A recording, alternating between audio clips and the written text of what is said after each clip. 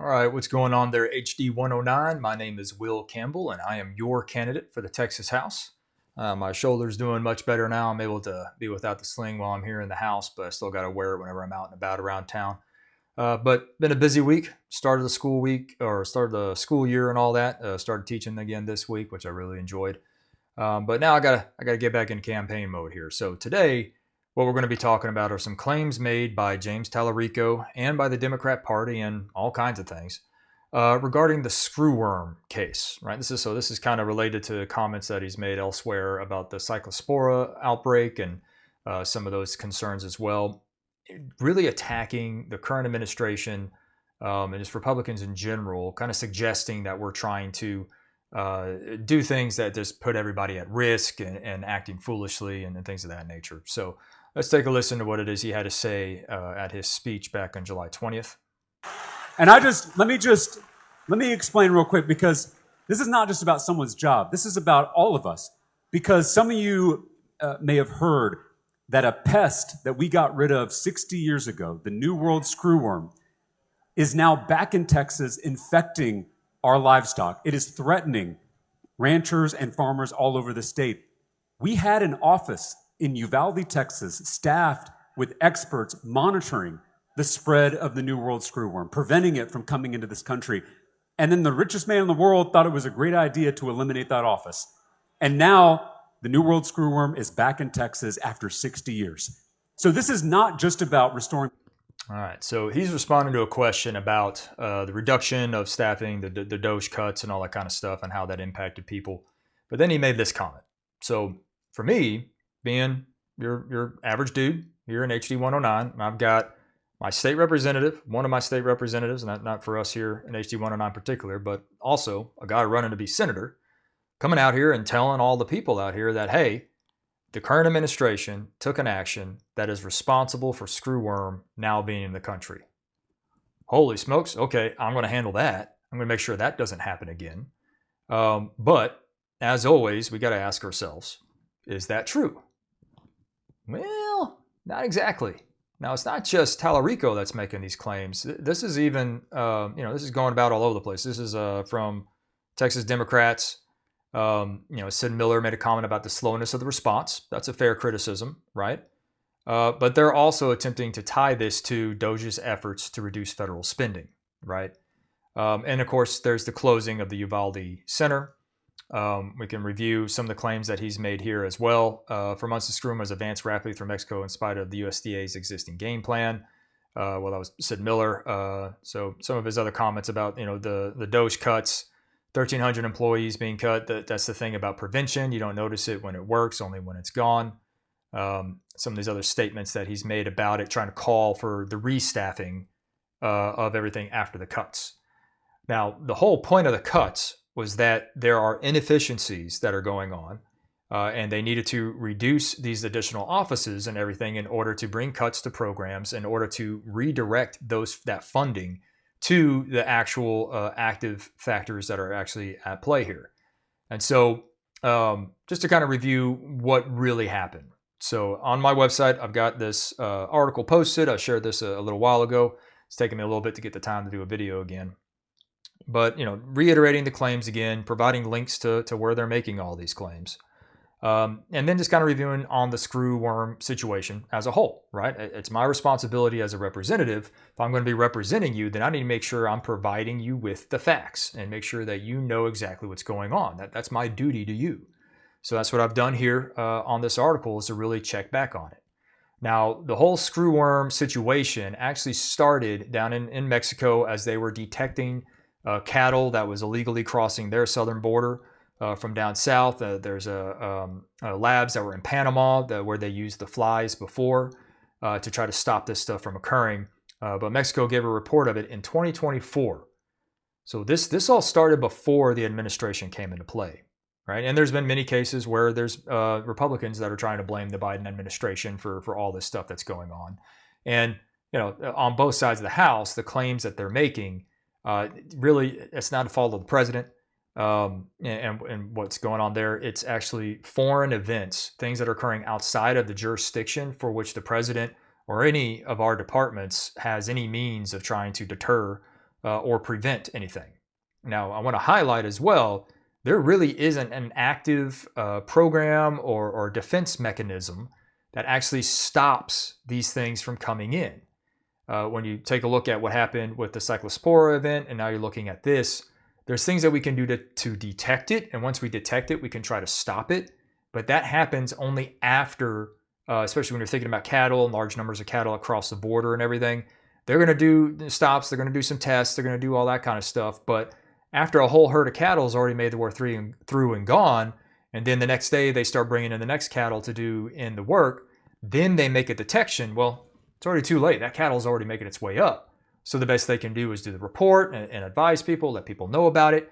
And by that point, things start to spread, right? So there's really no proactive way to kind of defend against this stuff, but proactive measures were taken. And I have the breakdown of all that occurred here and the response to try to stop it from being able to make across the border. We were alerted to it. We had all the proactive measures taken and put into effect. So the timeline is really important to consider, and you can review that here. But then the question becomes, well, whose job is it really? Right? So when it comes to border inspection and imports, there's USDA-APHIS that coordinates with them at the border. And the FDA is involved in like our response and how we stop it in case it spreads to humans. The CDC gets involved into it as well. There's the USDA and APHIS, and then working with the Texas Agricultural Commissioner to try to quarantine and stop all that off. So all those parties are involved, and none of them have anything to do with the DOGE cuts. So just think about that. Now let's talk about the Uvalde office specifically.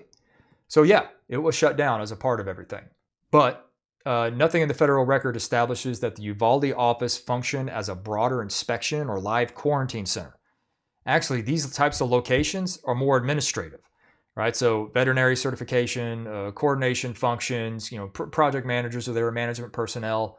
Maybe there's like a secondary lab that may have been in that building, but it's not the actual deterring effort.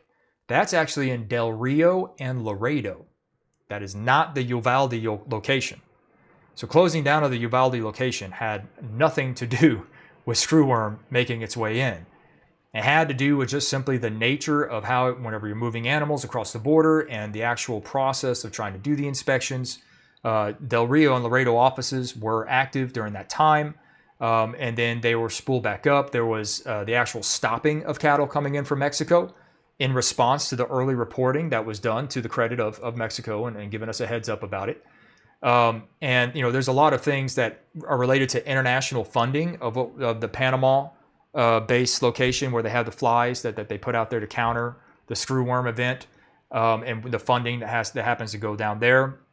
And so there's legitimate concerns there about the international participation in this, and some failures that were done there that allowed it to get in Mexico in the first place. So when we review some of the things, so not just coming from me, I took a look at the independent fact checkers and everybody, Snopes and the typical ones. Even they are acknowledging that this is unverified. Right? The available evidence does not support a definitive link between the canceled grant and the outbreak in the U.S. There's just nothing that ties those two things together. So no matter how you look at this, the statement that he just made in that speech and that he's been making for a while, including in some of these interviews and other statements that he's made and the Democrat Party has on their website, they're false. They're just simply not true. So what they're trying to do is take an action, a legitimate action that was made to improve efficiencies and make things function better. Trying, because it's Elon Musk and everybody's against Elon Musk now, when, just all of half a decade ago, they weren't against them. Now they are, all because of, Trump, right? It always comes down to that. It's just kind of sad.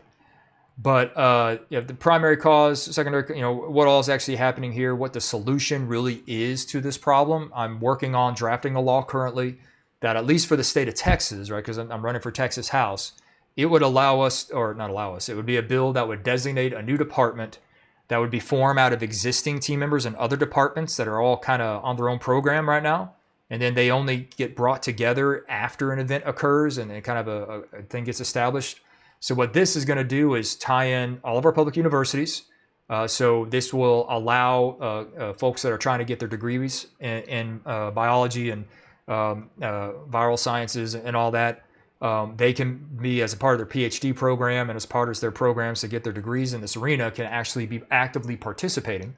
And then integrating across, Department of Public Safety and Health and Human Services and the whole 9 yards, getting all those teams together where they actually have people from their offices come together under this department as active representatives to form an actual proactive biohazard defense department that interlocks all these agencies together. They'll be provided funding to do some analysis across the state and working in coordination with our federal partners to determine the best locations to position places where we can actually have a more proactive response, including our ports of entry and other areas like that.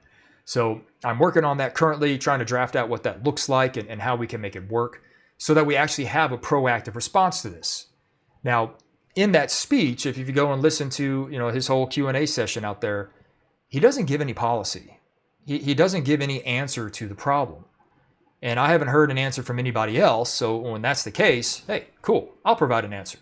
And so that's what I'm trying to do right now. There's an identified problem, and hey, it's concerns. It's a real concern for the cattle industry here in Texas, especially when it comes to the neighbors that we have up here in Dallas, our neighbors over in Fort Worth.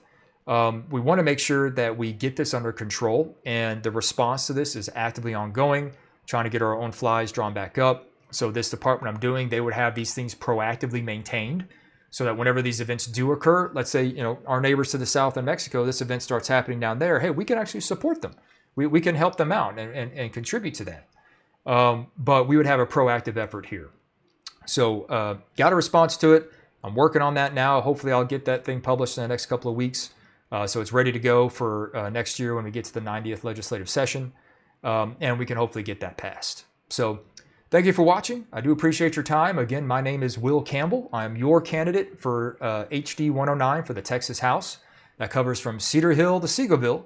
And as always, guys, hey, Jesus loves you, and I approve this message.